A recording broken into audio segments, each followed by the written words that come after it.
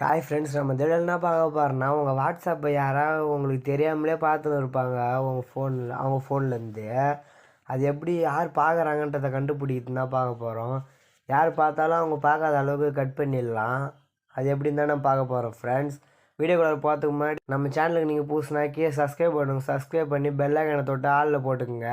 வாங்க வீடியோக்குள்ளே போகலாம்.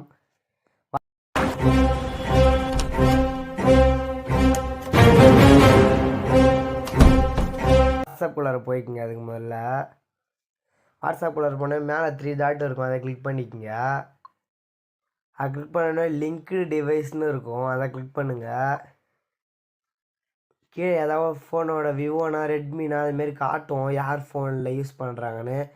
எனக்கு அந்த பிரச்சனை இல்லாததுனால அது காட்டலை ஃப்ரெண்ட்ஸ். எந்த டிவைஸையும் என் ஃபோனில் லிங்காக இல்லை.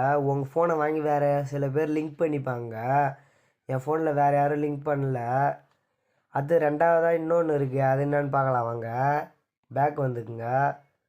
அதே 3 டாட்டை கிளிக் பண்ணுங்கள்.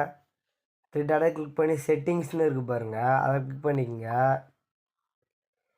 அதை கிளிக் பண்ண சேட்ஸ்னு இருக்குது பாருங்கள், அதை கிளிக் பண்ணுங்கள். சேட்ஸ் கிளிக் பண்ண ஸ்க்ரோல் பண்ணிக்கோங்க.